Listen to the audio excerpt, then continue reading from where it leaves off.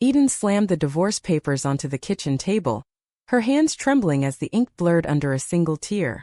"I'm done pretending, Mark," she whispered, her voice cracking like thunder in the quiet suburban home. But as her husband stormed out, slamming the door that echoed through their 25 years of marriage, Eden felt a terrifying freedom rush in, like oxygen after drowning. Eden Thompson had always been the picture of stability in Willow Creek, a quaint suburb just outside Seattle, Washington. At 47, she taught American literature at the local high school, where her students adored her for weaving tales of Hemingway and Fitzgerald into life lessons about chasing dreams. Her home was a cozy craftsman bungalow, filled with the laughter of her two daughters, Lily, 22, and Rose, 19, both away at college but home for holidays. Mark, her husband, was a reliable accountant, the kind who mowed the lawn every Saturday and planned family vacations to national parks. But beneath the facade, Eden had been suffocating. The realization hit her like a freight train 2 years ago, during a solo trip to New York City for a teaching conference. Wandering through Greenwich Village, she stumbled into a cozy bookstore cafe where a poetry reading was underway. There, amid the scent of fresh espresso and old paperbacks, sat Presley Kane, a 38-year-old artist with wild auburn curls and eyes like storm-tossed seas. Presley read her poem about lost loves and hidden desires, her voice a melody that pierced Eden's soul. Their eyes met across the room, and in that instant, Eden understood why her marriage had always felt like a well-rehearsed play. Back home, the guilt gnawed at her. She tried therapy, buried herself in grading papers, even suggested couples counseling to Mark. But the truth clawed its way out. One rainy evening, as Mark scrolled through his phone, Eden confessed, "I'm gay, Mark. I think I always have been." The silence that followed was deafening. Mark's face twisted from confusion to rage. "How long have you been lying to me?" "To the girls," he shouted. The divorce was swift, mediated, and civil on paper, but it left scars. Eden moved into a small apartment in downtown Seattle, trading suburban predictability for the hum of city life. She came out to her colleagues first. Awkward staff meetings turned into supportive hugs. But telling Lily and Rose? That terrified her. They were her world, the bright spots in her life. Lily, studying environmental science at UCLA, was outspoken and fierce. Rose, at the University of Washington, was quieter, more introspective. Eden imagined their rejection, the loss of her family. Fate intervened when Presley reached out via email after the conference. "Your questions during Q&A stuck with me," she wrote. "Coffee sometime?" Presley lived in Brooklyn but was visiting Seattle for an art exhibit. Their first meeting at a Pike Place Market cafe stretched into hours. Presley spoke of her own coming out at 25, the heartbreak of family estrangement, and her passion for painting urban landscapes that captured hidden emotions. Eden opened up about her marriage, her fears. "I feel like I'm starting over," she admitted, her voice soft. Presley's hand brushed hers. "Starting over can be beautiful." That touch ignited something Eden had long suppressed. A spark of desire, genuine and electric. They walked along the waterfront, sharing stories under the Ferris wheel's glow. By evening's end, Presley leaned in for a kiss, soft and tentative, tasting of sea salt and possibility. Eden pulled back, heart racing. "I'm not ready," she said, but her eyes said otherwise. Weeks turned into months of long-distance calls, video chats filled with laughter and vulnerability. Presley visited Seattle again, and Eden flew to New York. Their relationship blossomed amid stolen weekends, picnics in Central Park, gallery hops in Chelsea. Presley introduced Eden to her world. Queer art collectives, drag shows, and Hell's Kitchen. Eden felt alive, seen for the first time. But shadows loomed. Mark, bitter from the divorce, began dating a younger woman from his office. He casually mentioned it to the girls, framing Eden as the villain. "Your mom left us for whatever this is," he said during a family call. Lily exploded. "Dad, that's not fair." But doubt seeped in. When Eden finally came out to her daughters over a tense Zoom call, Rose burst into tears. "How could you hide this from us, Mom?" Lily was silent, her face a mask of hurt. The rejection hit Eden hard. She confided in Presley, who held her through sobs. "Give them time," Presley whispered. "Love like yours doesn't fade." But as Eden navigated this new life, cracks appeared. Presley had her own secrets. a past relationship that ended in betrayal, leaving her wary of commitment. During one visit, Eden found old letters from an ex, hinting at unresolved feelings. "Who is she?" Eden asked, voice trembling. "Just history," Presley replied, but her eyes darted away. The seed of doubt was planted. As autumn painted Seattle in hues of gold and crimson, Eden's world teetered on the edge of joy and chaos.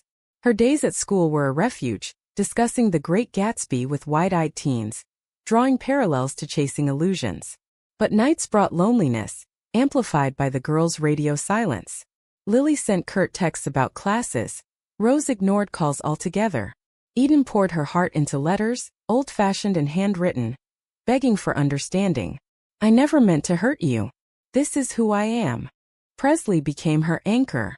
Their weekends together were stolen poetry. Lazy mornings in bed with coffee and croissants. Afternoons exploring Seattle's hidden gems like the Fremont Troll or Volunteer Park. Presley sketched Eden's profile by the Space Needle, capturing the soft lines of her face with charcoal strokes. "You're my muse," she murmured, lips brushing Eden's ear. Their love was tender, built on shared vulnerabilities. Eden's fear of abandonment, Presley's history of being the other woman in a closeted affair. Yet tension simmered. During a trip to New York, Eden met Presley's friends, a vibrant group of artists and activists. At a rooftop party in Williamsburg, laughter flowed with craft cocktails. But when an ex, Mia, showed up uninvited, the air thickened. Mia, sleek and confident, pulled Presley aside. Eden overheard snippets. "You always run back to me." Presley laughed it off, but later in their hotel room, Eden confronted her. "Is there something I should know?" Presley sighed, sitting on the bed. "Mia and I were toxic. It ended badly, cheating, lies. But that's over." Eden wanted to believe her, but the drama stirred old wounds from her marriage. Mark had been faithful, but emotionally distant. Now this? She pushed it down, focusing on the romance. Candlelit dinners in Little Italy, walks hand in hand through Times Square. Back in Seattle, the storm broke. Mark, fueled by resentment, told the girls exaggerated tales, implying Eden had cheated during the marriage. Lily, ever the protector, drove up from California unannounced. She burst into Eden's apartment, eyes blazing. "Is it true, Mom? Did you betray Dad?" Eden's heart shattered. "No, honey. I was faithful. But I wasn't true to myself." The argument escalated.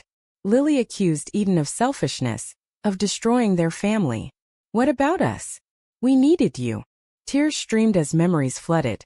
Family barbecues, holiday traditions. Eden defended her truth, but the words felt hollow. Rose joined via phone, her voice small. "I feel like I don't know you anymore." Presley arrived that weekend, sensing Eden's despair. She cooked comfort food, mac and cheese with a gourmet twist, and listened as Eden unraveled. "Maybe I'm not cut out for this," Eden whispered. Presley held her close. "You're brave, Eden. Braver than anyone I know." Their night turned intimate, not in passion but in quiet affirmation. Tracing scars, sharing dreams. Presley confessed her own fears. "I've been hurt before. But with you it's real." High school drama added fuel. A conservative parent complained about Eden's lifestyle after spotting her with Presley at a local event. The principal, supportive but cautious, suggested discretion. Eden felt exposed, raw. She confided in a colleague, Sarah, a fellow teacher who'd come out years ago. "It gets better," Sarah said over coffee. "But the road's bumpy." As winter approached, Presley proposed a holiday escape. A cabin in the Cascade Mountains. Snow blanketed the world in silence, mirroring Eden's inner turmoil. By the fireplace, Presley opened up fully. "Mia contacted me again. I told her no. You're my future." Relief washed over Eden, but doubt lingered. They made plans. Presley considering a move to Seattle, Eden introducing her to friends. But betrayal struck unexpectedly. Lily, digging online, found Presley's old social media posts hinting at a messy breakup with Mia, including accusations of infidelity. She forwarded them to Eden anonymously via burner email. Eden's world tilted. Confronting Presley, tears flowed. "Were you the one who cheated?" Presley admitted. "Yes, in my 20s. I was young, stupid. I've changed." The confession cracked their foundation. Eden felt echoes of her marriage's end. Lies by omission. I need space, she said, voice breaking. Presley left for New York heartbroken. Alone, Eden faced the holidays, the house empty of cheer. January brought Seattle's relentless rain, mirroring Eden's mood. She threw herself into work, preparing a unit on LGBTQ+ literature, Walt Whitman, Audre Lorde. Students responded with curiosity, one even confiding their own struggles. It reminded Eden why she taught, to foster empathy. But personally she was adrift. Presley called daily, pleading forgiveness. I should have told you sooner. I was scared you'd leave. Eden wrestled with trust. Therapy sessions unpacked layers. Her suppressed identity, the divorce's toll. Forgiveness starts with yourself, her counselor said. Eden reached out to the girls, inviting them for a weekend. To her surprise, they agreed. Lily arrived first, arms crossed. Rose followed, hesitant. Over homemade lasagna, Eden bared her soul. I loved your dad, but not the way I should have. Coming out wasn't a choice, it was survival. Lily softened. I was angry because it felt like losing you. Rose nodded. We researched, Mom. We get it now. They hugged, tears mingling. But the Presley revelation hung unspoken. Eden confessed the betrayal. She's human, flawed like me. The girls listened, offering unexpected wisdom. Lily, everyone deserves a second chance. Rose, if she makes you happy, fight for it. Emboldened, Eden flew to New York. Presley met her at the airport, eyes red-rimmed. They walked to Presley's loft in Brooklyn, the city alive with possibility. I messed up, Presley said. But I love you deeply, messily. Eden forgave, not blindly but with eyes open. Their reconciliation was slow. Therapy together, honest talks. Presley shared her past fully. No more secrets. Spring bloomed, bringing renewal. Presley relocated to Seattle, renting a studio near Eden's apartment. They built a life, farmers markets on Sundays, hikes in Olympic National Park. Eden introduced Presley to colleagues, reactions mixed but mostly warm. Drama resurfaced when Mark learned of Presley. He confronted Eden at a school event. You're parading this around our kids? Eden stood tall. Our kids support me. Maybe you should too. The girls mediated, inviting both parents to Rose's college art show. Tension crackled, but Lily's speech broke the ice. Family isn't perfect, but it's ours. Mark grumbled but relented, even chatting with Presley about her paintings. It wasn't friendship, but civility. Highs and lows intertwined. Presley faced artist's block, doubting her move. Eden supported her through late-night pep talks. In turn, Presley encouraged Eden to write her own story, a memoir of self-discovery. They attended Pride in Seattle, hands linked amid rainbows and cheers. Eden felt belonging finally. But conflict peaked when Mia appeared in Seattle for a gallery opening. She cornered Presley, whispering temptations. Presley rebuffed her firmly. I'm committed to Eden. Mia lashed out, spreading rumors online about Presley's unstable past. The queer community buzzed. Eden's school caught wind. Parents petitioned for her removal, citing moral concerns. Eden fought back, rallying allies. Sarah organized a staff letter of support. Students started a petition. Miss Thompson teaches us to be kind. The principal stood by her. In the midst, Presley wavered. Maybe I'm bad for you. Eden pulled her close. You're the best thing that's happened to me. The crisis forged them stronger. As summer neared, the girls planned a surprise.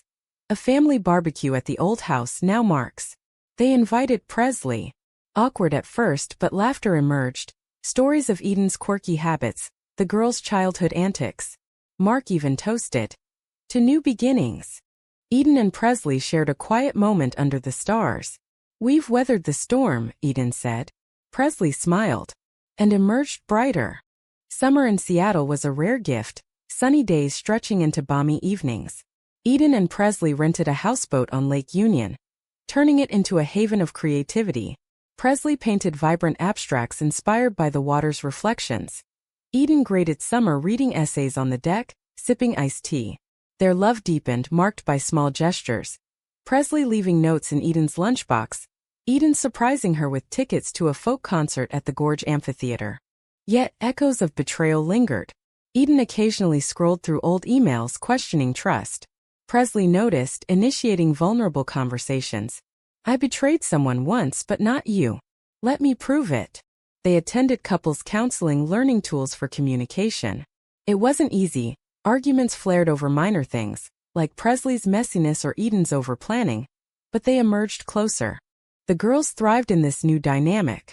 Lily interned at a nonprofit in Portland, calling weekly with updates. Presley's cool, Mom. She gets my eco-rants. Rose majored in psychology, drawing from family experiences. You've taught me resilience, she told Eden during a visit. They bonded over board games and bonfires, Presley fitting seamlessly, like the missing piece. Drama intensified when Eden's memoir draft leaked online, courtesy of a jealous colleague. Excerpts painted her marriage unflatteringly. Enraging Mark.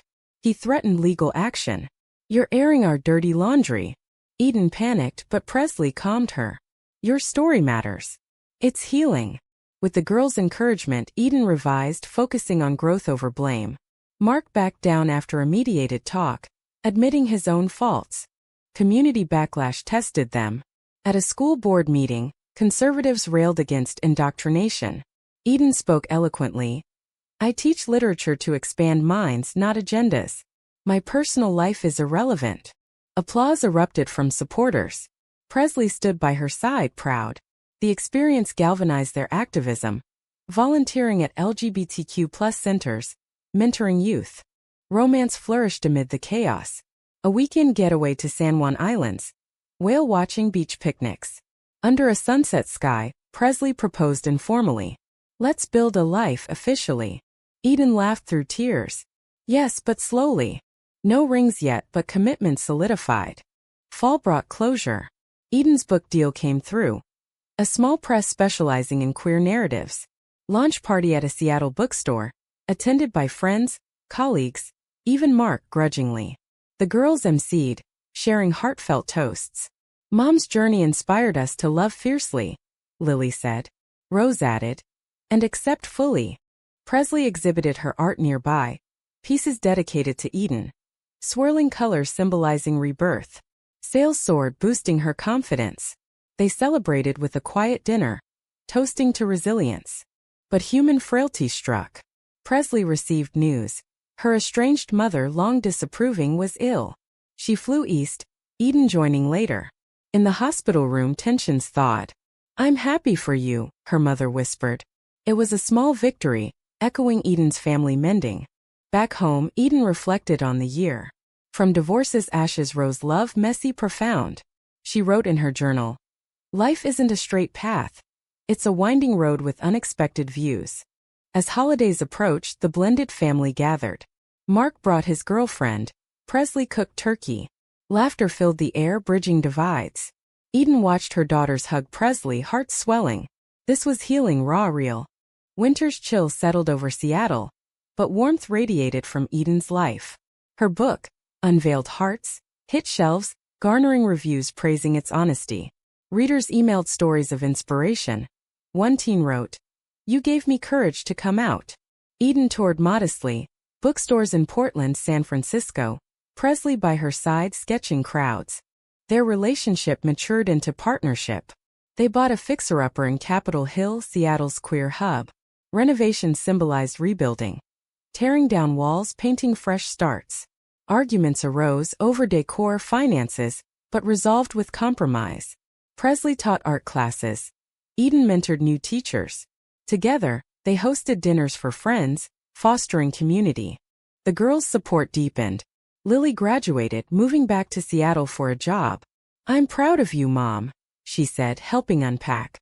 Rose explored her own identity, confiding crushes on women. Your story helped me question. Eden listened, offering guidance without pressure. Mark evolved too. At a family therapy session, he apologized. I was hurt, but I see your happiness now. Civility turned to tentative friendship. Shared grandparent dreams, though distant. High drama faded, replaced by quiet joys. A New Year's Eve party. Fireworks over the sound, kisses at midnight. Presley whispered, You're my forever.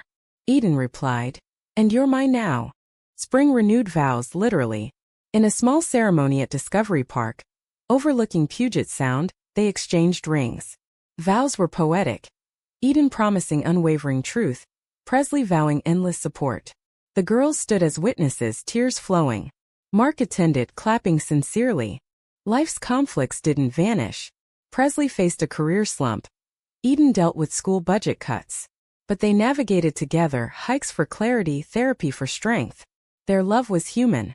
Flawed, forgiving. Summer brought adventure. A road trip down the Pacific Coast Highway.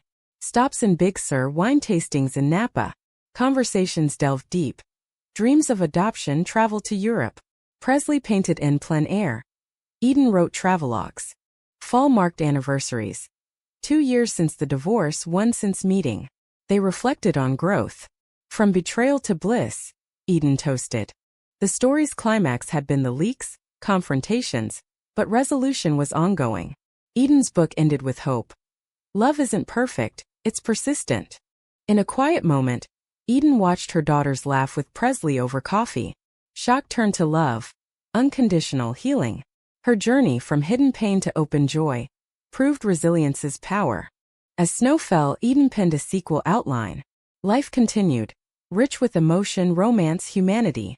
In America's tapestry, their story wove threads of acceptance, proving love conquers divides.